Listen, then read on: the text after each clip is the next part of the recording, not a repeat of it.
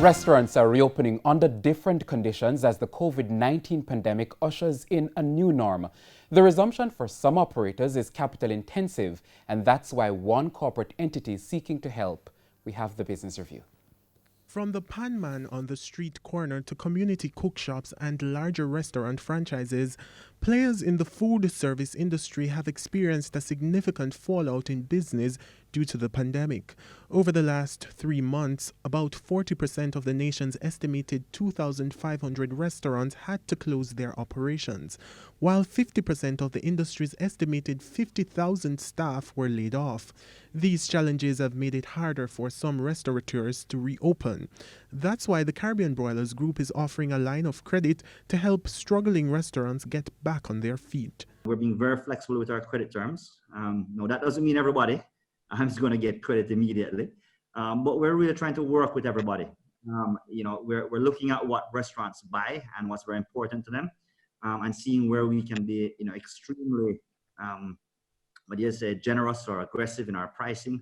Really, so the consumer at the end of the day can get a meal that is actually, more in line with their budgets. The restaurants who can get, the benefit of a cost saving from us, but then pass that on to help, everybody else. I think that's just a beautiful thing. Managing Director of Silver Bowl Restaurant, Kerry Joyles, explains that the greatest challenge for food service operators is sourcing capital. Cash flow is one of the biggest challenge that restaurant has, right? So we were able to kind of ease that crunch for once. And two, with the increase but discount that they offer, we were able to also offer value, lunch specials at reduced value that we could pass on to our customer. That kind of helped to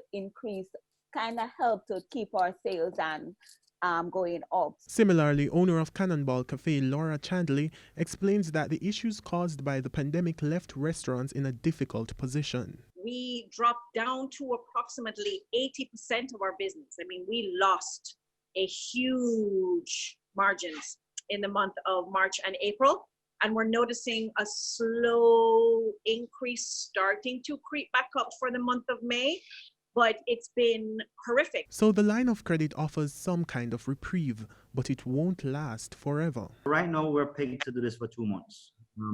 If something changes and we need to extend it for longer, then maybe it's something that we can do. But right now, 2 months. To the end of July.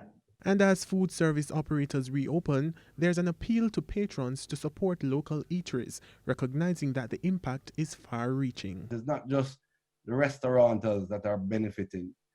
It's a chain, a long chain. The wholesales, as I said before, the farmers, the delivery drivers. I mean, everything. There's so many components to it, and so many people benefit from this business. Andrew Laidley, TVJ News.